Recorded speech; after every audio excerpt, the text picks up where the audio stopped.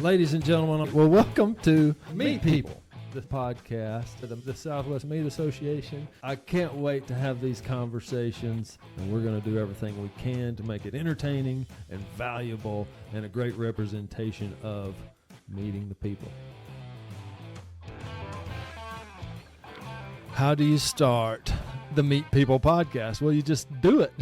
You sit down with meat people or people in the industry and the community, and you start talking to them. That's what we're doing here. Thanks to the SMA and Peterson's. My name's Neil Dudley. I'm hosting this thing. Thankfully, I really enjoy it. I'm looking forward to it. And we've got an episode today with a guy named Rick Kimbrell. Now, I guess this is going to be part of the... Thanks for driving out here, by the way, Neil. You didn't have to do it on my home turf. I almost couldn't do it any other way. I mean, at least in person. I did say I don't like coming to Salina and Gunter because they beat us in football all the time. But one day we're going to get them. And football's not all there is in life, but it's something that I guess if you're a Texan, it matters. Yeah. Let me pull up your bio right quick. This is going to be part of what I want to do. I was kind of complaining or showing my ignorance. I was kind of like, man, Rick, you're a hard guy to research and to have my own thing. So he's kind enough to share something that tells a little bit about his career. I'll read the highlights or a couple things. And if there's something I miss, that's another good conversation starter for us. All right. Okay, let's see here. The founder's story of Rick Kimbrell and StartKleen Legacy. Rick grew up in a family business manufacturing detergents and sanitizers. That was 1976 to 2000. Ray, his father, was a founder of Chemidine Chemical, which sold to Ecolab, and PSSI. K-Clean was formed in 1976. Let's see, skip a couple other things. Bootstrap Finance StartKleen LLC in 2009 to 2014. Sold to PSSI Harvest Partners in 2014 for a nice little chunk of change. And let's see, now we're skipping some stuff there. We might come back to some of that timeline and what it's like to bootstrap. I hear that word and I'm like, it means start it with nothing. Yeah, that sounds, or next to nothing. That sounds fun. So we get to today where StartKleen meets quarterly. Let's see. StartKleen meets quarterly to train 64 students on food safety leadership, over 100 graduates of this one-year program. Disc profile is used for building leaders. What am I thinking here? How am I stumbling? Disc profile is used for building leaders. Maybe is that a typo or is that? No, the disc profile, it's a name of a personality profiling tool. And so when we teach WINS, we'll teach about half the program, food safety, sanitation, occupational safety. The other half of the program, we teach just interpersonal skills. And so by profiling each person so they can be more self-aware and think about the people that they work with, and even something as simple as how do you walk a USDA inspector through a pre-op process? How do you hone your personal skills and your communication to be really good at that important event that starts every production day for all of us. All right. All operations managers have real-time visibility into a dashboard tracking on Microsoft BI for labor and chemical expenses, location, and job site. Oh, by the way, disclaimer, Peterson's uses StartKleen for our sanitation process. So some of this stuff I'm aware of, not completely, but I like reading through it a little bit. The team geography. We got 3 primary owners. They're in their 50s. Field management team, over 60 individuals, the average age of 31. They have a strategic planning growth centers around tight geographic areas with high density of food production facility. This is one of the best differentiators in the space. Competitors stretch geographically and cannot sustain supporting site managers at each facility. We've lived that at Peterson's throughout the years of finding those even when we're trying to clean ourselves, which was a long time ago, but it's like the team for that and putting it together and keeping it together is a big problem. You gotta find those people that just like any production plant, second shift's always a little harder to staff than first shift, and third shift sometimes is even a little harder than first or second shift to staff. So you got to find people that it fits their lifestyle, that they can arrange child care to be able to allow them to be able to go work during an off shift compared to big part of the world. So that's usually one of the big hurdles, one of the challenges. Yep. Working third shift, though, it gets a little addictive. I've done it the better part of my career. Once people get into it, boy, they're sold on it because it allows you to get out in the morning when everybody else is going to work and spend time around the house or farm or whatever you got going on in your life personally. Yeah, I love it. I'm making some assumptions around our listeners, which it's probably not totally fair, but I imagine a lot of them are meat people. They're either in the food manufacturing business, they're going to be familiar with sanitation. We're kind of using some conversation here that might be, if you're kind of new to the meat business or even production facilities, meat processing plants, that kind of thing, some of what we're talking about might be like, what do they mean? Second, third shift, what are they talking about? Most everybody's going to be really familiar with that.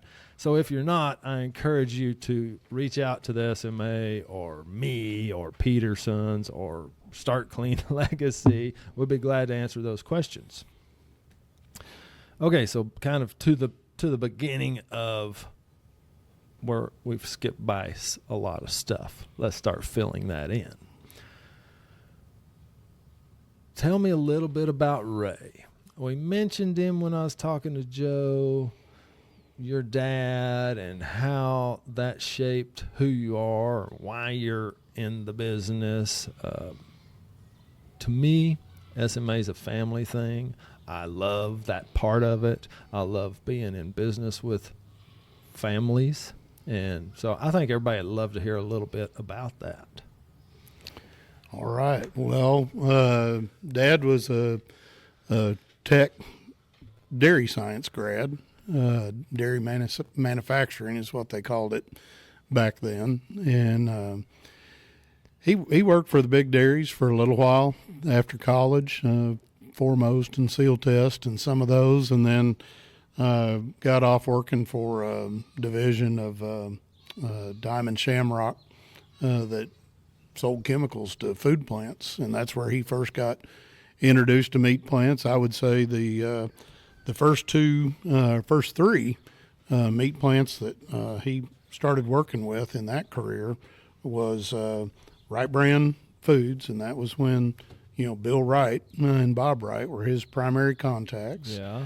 In Vernon, J.C. Potter Sausage, an old SMA member up in that was in Durant, Oklahoma for years, and then not very many people still old enough around to remember it, but there was right there where the American Airlines Center is in downtown Dallas now, there was a huge beef and pork packer there called Neuhoff, and Neuhoff meat was one of Dad's first really big customers in the meat business. That's how he got introduced to SMA. In '76, he decided to start his own company called StartKleen. StartKleen was a member of SMA. At that time, it was SWAMPA, Southwest Meat Packing Association. Yeah. Dad took me to a few of those conventions with him when I was adolescent and teenager. I can remember going to some of them. My first memory was one of the old conventions, probably late 70s, early 80s, on the San Antonio Riverwalk at the Palacio del Rio Hotel. So certainly had a big introduction during my formative years of what SMA was. And Dad Dad would explain it to me, and then he would introduce, us to the different folks. And I can even remember, sitting in the office with Dad at when I was 11, 12 years old, when he was in there talking to Bill Wright at Wright Brand Bacon back in the day.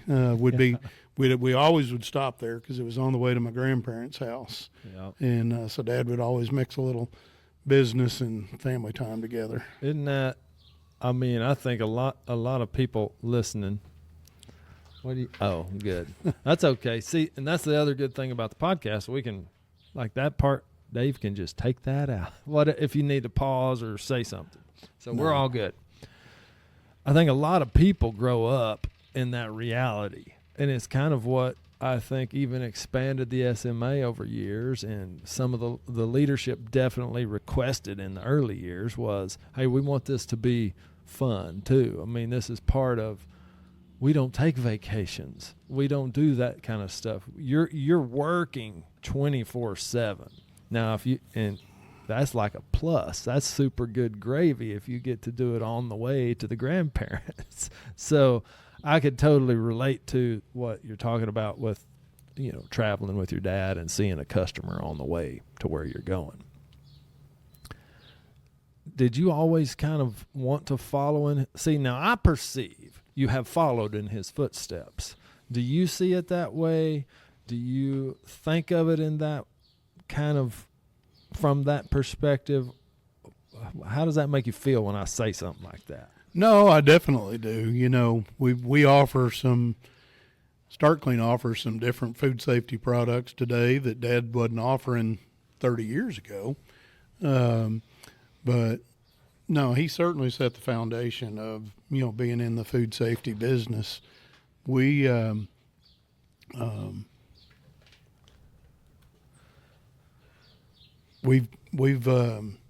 evolved a lot over the years. But you didn't take the business over from him. What you've got is something you've built. That's where that bootstraps comes from. Yep, it's new. He sold his business, K-Clean, which had been an SMA member. He sold it to De La Val, which is one of the world's largest dairy farm, milking equipment, chemicals for the dairy farms, all that. He sold that in 2000. Okay. So I had a chance to work for him and learn the chemical side of the business. I worked for De La Val for a few years. We were SMA members there too. And then I ended up going to work for my largest customer. I went to work for a company called DCS Sanitation, and kind of learned the contract cleaning part of the business. I'd been working with in-house plants for years and years, and I knew the right things, the way to lead and teach and, manage the sanitation process from working with the in-house managers. And so that transferred really well over into the contract cleaning. And then in 2009, I decided to just do both for myself. My partner, long-term partner, Sergio Diaz, he had worked at Owens Country Sausage as an in-house manager. He had worked at Kettle Cook Foods, one of the Rosenthal's original startup companies that they built. And anyway, Sergio and we both took second mortgages on our homes. And I came up with $50,000 and he came up with $50,000, and we started StartKleen in 2009 and just kept growing it and letting it evolve with the industry as it was changing. And it's been a really good experience for us. Today we work with over 300 in-house cleaned plants, and we're doing turnkey like at Peterson's. We're providing all the labor management, documentation, and chemicals at about 84 facilities. Well, how in the heck did you have time to sit down here and talk to me, right? I mean, that's a lot. It's almost impossible to state how much that is with the. It's busy. Yeah, and you've touched on a couple of things that y'all focus on, which is leadership, training. So the next thing you know, there's somebody else that can do that. You can go sell another piece of business, or you and Sergio can keep your eyes on the prize and work on the business, not in the business. It's such a dynamic problem to solve, building your own business and being in business and having customers. What do you feel like is, not particularly, maybe not specifically with what you do today? And by the way, everybody, we're also sitting at his feed store on the back porch of the feed store that has a restaurant and a whole, farm to table farm back behind it. And now they're building houses for people to come stay.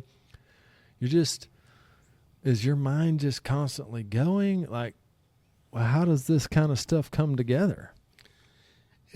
It feels like a natural progression. I mean, even though, StartKleen, is 1,500 people today. In 2009, Sergio and I hired 2 hourly team members to help us get things up and off the ground.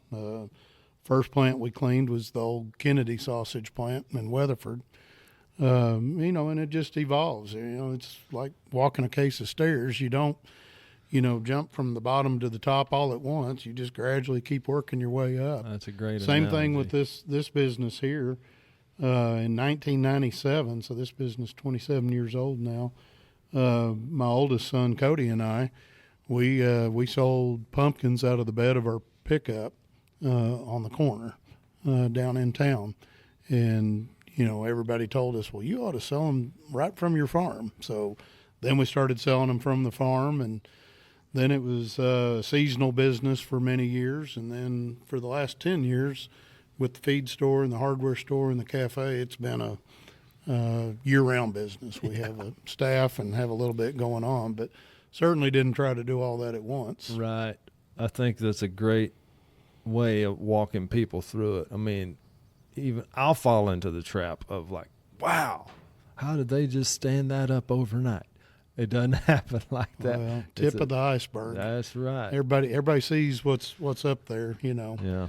And even though, StartKleen's certainly a great business to be proud of today, it had very, very humble beginnings, and, kind of for myself, about a 38-year career to, help shape and get me where I'm at today. I'd be remiss if I didn't mention two of our, we talked a little bit about my dad already, which obviously everybody, I know a lot of us certainly have dads that were, very formative in our upbringing.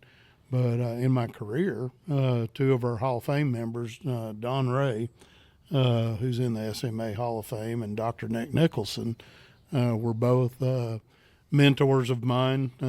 Became acquainted with Don in the summer of '87. He was still working for Quality Sausage then, and then became acquainted with Nick just probably early '90s when he was sending us all over the country on different food safety projects with him. Yeah. That's a couple of names that are certainly recognizable for anybody involved in the SMA. Really, the food safety, food production, atmosphere. So big shout out to those guys. Thanks for bringing them up. I wanted to circle back before we get too far away. I think piece of your story is building the business. Did you and Sergio break it up in any kind of specific way? I mean, at the end of the day, you've grown. So how did you get the customers? That's my real question. I've always enjoyed sales and marketing. I'm one of the few people probably in SMA that didn't go to A&M or Tarleton or Tech.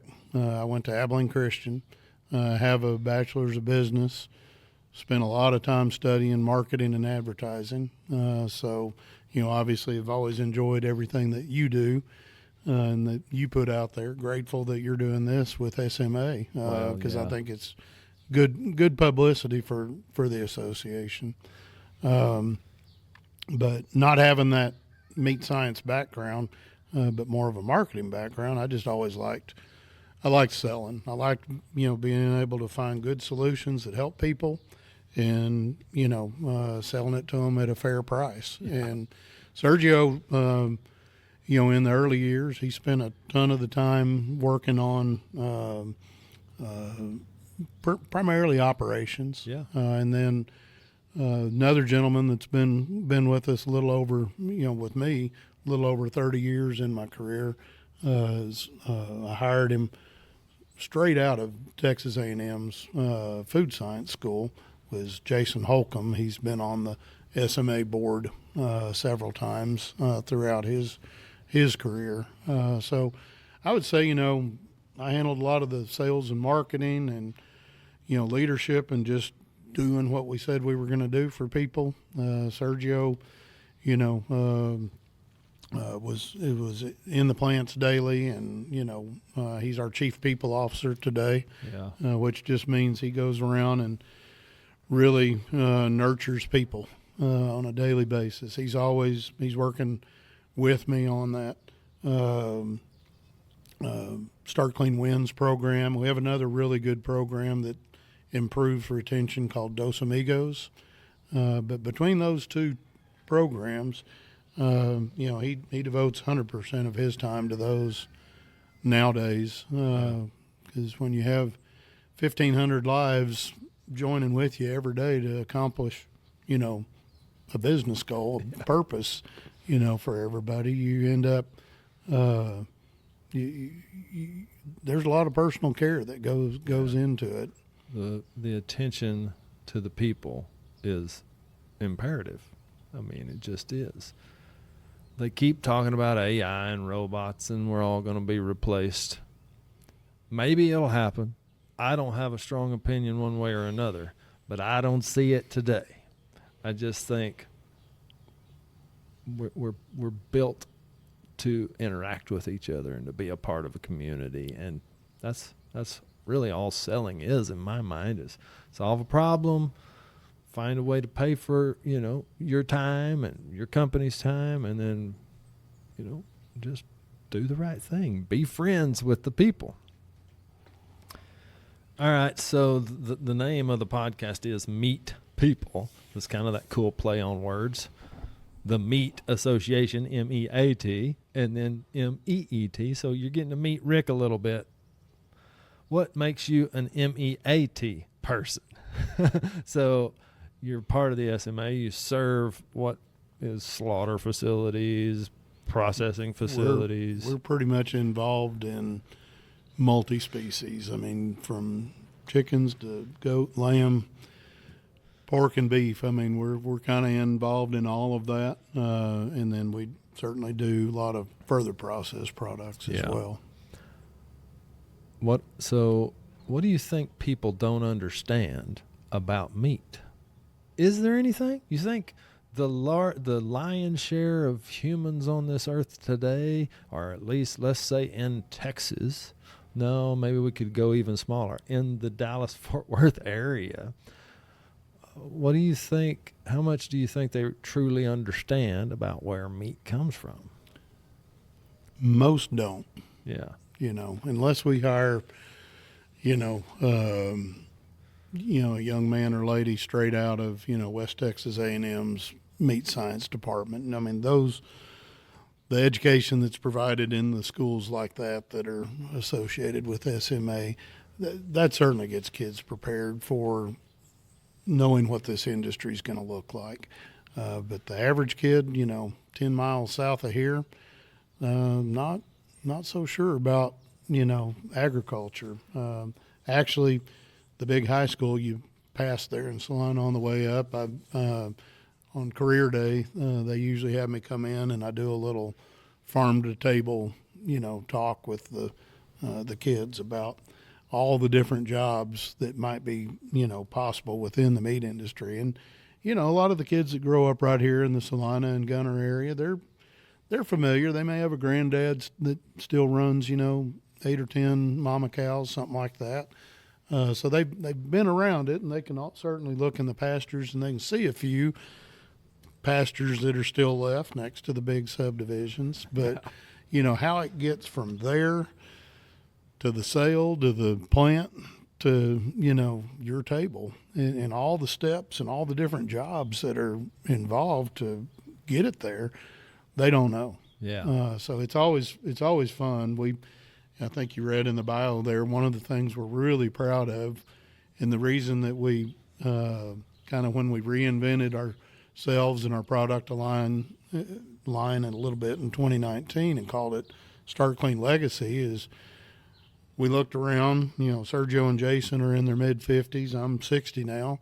And we were like, we're not going to be doing this forever. We better start focusing on building a younger team and passing that legacy on to the next generation. And so our management ranks, we do have average age of about 31 years old right now, which means that I learn something new from the 20-somethings every day. Sure. It's about impossible to keep up with the language, from skibbity to sus, whatever, the wording. See, I got these young daughters. They're teaching me. I got, 15, 14, 10, and they're just sometimes speaking a language I don't even know what it is. Then I try to be cool and get involved, and that just creates a bunch of eye roll and that kind of thing. But the legacy, it's just it's intertwined in everything that's happening right here at this picnic table. Us talking about your business, the SMA, the industry. It has to have a legacy, or what's going to happen? We wanted to build that legacy for multiple families. Sergio and I, we've brought in we have about 30 current management and employees that have invested with us. So I wouldn't just be bold enough to say we're employee owned, but Sergio and I have certainly drug about 30 people along with us on this ride now as well. So that's satisfying. I've got 3 out of my 5 children work in the StartKleen business, and then the other 2 work here at the farm and feed store. So that's a cool legacy just within our family to pass on. Sergio's got both of his children work for StartKleen today, so it's rewarding. Yeah. I was thinking about this on the drive. I don't have something fully formed in my head, but just kind of thinking about this conversation and where it might go and things we might think about. It's almost impossible not to have an emotion around your parent, your family. Now, I can't promise that's always a good emotion or a great. In my personal case, it's a great emotion. I feel like in your personal case, it's a great emotion. Some people haven't lived that same experience, so it might be a different one. But you never find anybody that doesn't have any opinion about their parents or their family. So it's such a inspirational. I'm trying to find the word. It makes you move. It creates something in you if you get passionate about it. So I really like hearing your kids are all here. And you just struck a nerve with me when you talk about being emotional and, getting people, bought in. One of the big themes we have at StartKleen is we steal a little bit maybe from Red Steagall, and we talk about riding for the brand. Yeah. We had another SMA Hall of Fame member work for me for a very long time, a guy named Alec Bell, great old guy. Rode all 3 bucking events till he was like 40, and then he team roped until he was 70. But Alec, anytime I would give him a compliment or thank him for doing something, at StartKleen, he would say, "Just riding for the brand." Yeah. And so we, after he passed away, we thought, how can we honor him and kind of carry some of that sentiment along. And that was what we adopted in 2021 was we started kind of a whole theme around riding for the brand. And you're actually right here, the kind of ridge right over here, Preston Road, is named for the old Preston Trail, which was one of the cattle drive trails. It was also called the Shawnee Trail. So it wasn't as big as the Chisholm just out west of here, but, certainly it was an avenue that was used here. So we started digging in, doing a little history, doing a little bit of research on it all. And we thought it was a really cool parallel that, Sergio and I, worked together in Texas to, help supply food and beef in particular as well, all over, the United States. And that's the same thing that, all the old cowboys and vaqueros, the people that were involved in the cattle drives, they learned how to work together. They overcame, language barriers or whatever they needed to overcome to get more pounds of beef to Chicago or Kansas City back in the day, where the population centers were. And 150 years later, we're still doing the same thing. We're still, Texas is, and all the Southwest is a great food production area, and we're feed a lot of the world for sure. We feed a lot of the United States and North America from places just like Hamilton, Texas. Yeah, it's a huge undertaking, accomplishment. The amount of food we provide. And when I say we, America, it's kind of sad on the other side of how much we waste. It's just like, can't that coin just have one side? No, it's got both sides. We got to pay attention to all those things. I love taking people that are new to the business. As soon as we release a plant in the morning and USDA's walked and plant QA's finished their job and production lines start running, I love, either watching that first head, move all the way through the process to the cooler or the hot box or watching, the complexity of a bacon press and slicer. I mean, just all the equipment. I love taking, young people out there to watch the line speeds and think about how many people, just 5 minutes of production on that line, how many people that's going to feed this week, this month. Yeah.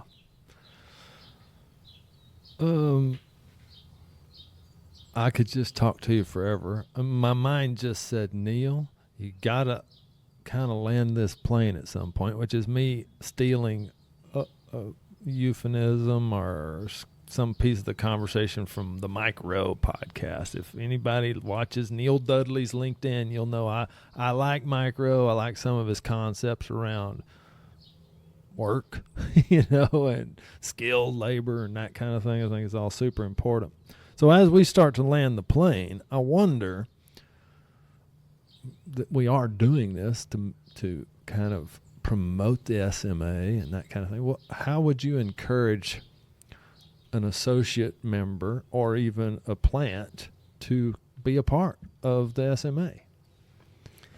That's pretty easy. When I was about to graduate college and considering going to work for my dad or going to work for a big tree company, because I've always loved the outdoors. So being in horticulture obviously had its draw to me as well, for sure. Good word. He gave me an offer. He talked about, some goals and, accomplishments that he wanted to see me try to do. He also told me he had about $11,000 and that I better sell something in the first 6 months or he was going to be out of money. Is it? Well, I'm glad he had that willingness to show the transparency. Some of my experience has been with that generation, the World War II, Great Depression generation, or the people that were close to that, they kind of held all the cards pretty close to the vest, and you might have been in too deep before he said, "Oh, no, yeah." he was very insightful, and I still have the letter in my desk, on the old StartKleen letterhead. But he wrote me about a 1-page letter, and amongst those things is he said, during the first, he had like 1 to 3 year goals, 3 to 5 year goals, 10-year goals. And what he had in there was be an active SMA member, be on the board, and, be a speaker, a resource type speaker.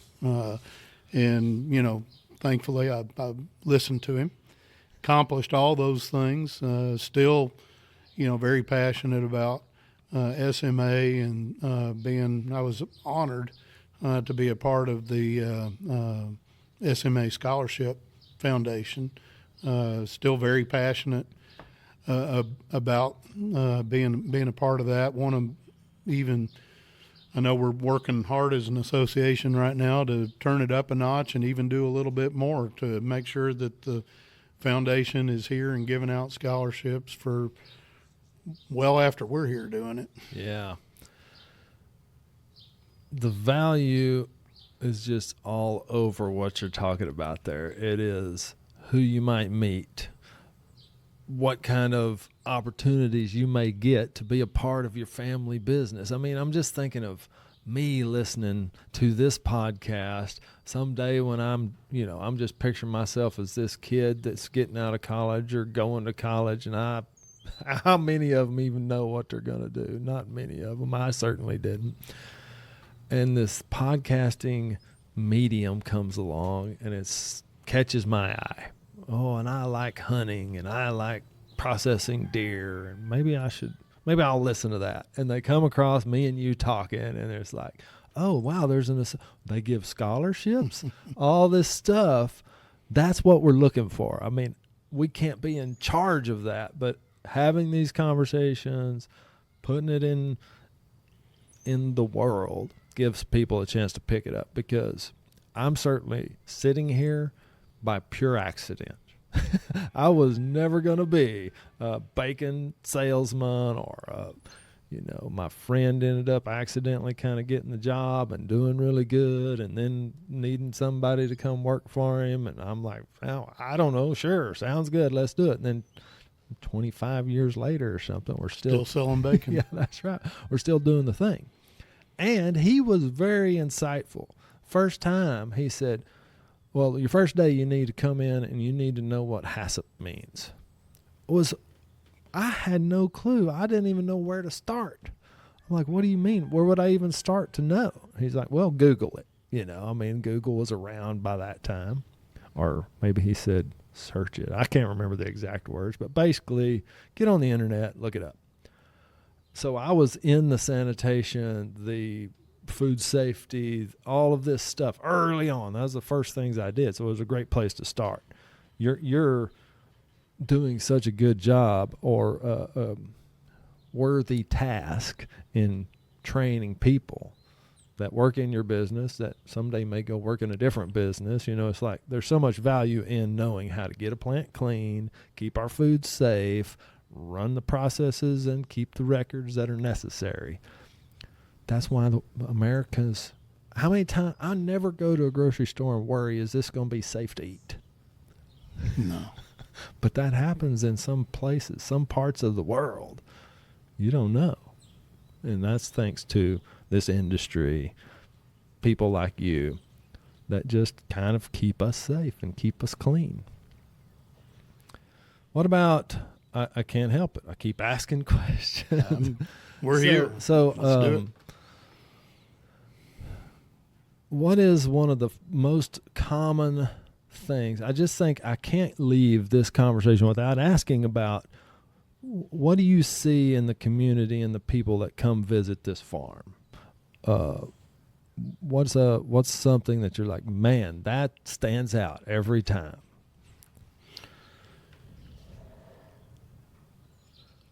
The first timers, and there's a lot of them that they've never been up next to a longhorn or a beef steer. That's usually some of the cattle that we have out here. Yeah. And to watch them, try to, because all our cattle are always super tame. They'll eat cubes right out of your hand, and to watch people, try to hold it out like this and then jerk away. Sure. And, they're inexperienced. They're scared. I mean, I've Yeah. been that way in the ocean. Like something I'm not familiar with can be scary. That's So the it's trick. fun. It's fun. Right out there in the middle hallway of that barn, I'll spend a lot of time there in October and November, just talking to people about the animals and why we breed certain things, and what makes a milk cow, what makes a beef cow, and all the different things that go into it. A lot of times they don't even, when they go on a hayride, they don't even realize, well, what's this hay used for? Because the only thing they've ever seen a bale of hay used for is decoration. Yeah, to sit on. Yeah, or sit on it or decoration. They don't Yeah. realize that we're going to feed it. Yeah. I'm gonna tell this story because I thought it was so cool when you told me prior to jumping on the microphone, which is you're building places for people to come stay, because when they come visit, they're like, well, could I come stay here for a week or something? I'm asking everybody that's listening that has that experience to not take it for granted. Like, I can go out the back door of my house, sit in a rocking chair, and watch the animals eat and hear the birds chirp. Not everybody gets that, Yeah. and I think it's really cool. You're It's about to give them that opportunity. It's an experience for sure. We've taken 6 old grain bins. Most of them are 22 and 24 foot diameter, so pretty good sized grain bins, and just turned them into a small efficiency, kitchen, living room, bathroom, and loft with a bed big enough to sleep mom and dad and a few kids. We'll use a platform like an Airbnb or VBRO, but we've actually, the first one that's finished, we've been leasing it just by word of mouth so far. That's right. Because people saw it. We set it up like a model home during the fall. We did about 80,000 people came through here and visited the farm last fall, and it's open all year long, but most of the traffic comes in the fall when it's not as hot and the pumpkins are here, and that really is a draw for people. But the units got a lot of attention. We ended up having to pretty much just set myself or my youngest son and his wife, my daughter-in-law, we one of the three of us had to pretty much sit in there all day just talking to people about it and what it was going to be used for, because there were so many questions out there. And the sentiment's certainly been exciting so far. Yeah. We actually, I got to admit, I built the silos originally just for StartKleen, because when we bring in all those people for StartKleen Winds training and Winds 2.0 training, we'll always come out here and we'll do a dinner or two on the back porch with everybody. And there was not a hotel in Salina or Gunner, and so it's always been logistically a little tough to house everybody. So I said, I'm going to build these silos so that when I'm teaching a class with 20 to 24 people over here at our conference room, I can house them, and we can stay out here, and there's a big pond where they can fish, and obviously feed the animals and be around the outdoors a little bit. So that was kind of the original thought. Wasn't that I wanted to be in the real estate or the rental business. It was just kind of like, hey, I got a need to put my people up closer to where they're going to training, and so I was like, I can build those. So we did. Oh my gosh. Thanks for the time. Thanks for sharing your story. Thanks for the mentorship. As I said here, I'm like, man, this guy's taught me something in this moment, but you've taught me through the years stuff, maybe not explicitly and intentionally, but just by me watching you and seeing how you operate and seeing how you approach it. Like, hey, there's a need. I'm going to find, oh, guess what? Now that's a better solution for that. So I'm going to do it that way. So everybody listening, I'm so glad you got a chance to hear Mr. Rick Kimbrell talk. He's a mentor, a leader, a speaker, a dad, and all those things that I find granddad. Granddad. Four of those, 3 on the way. There you go. I find all that super valuable. I hope you do too. If you loved the episode, tell somebody about it. Go to the episode notes and description and go check out the SMA website. Get involved. Be a part of what we're talking about, and one day you might be on Meet People. Thanks, Rick. Thank you, Neil.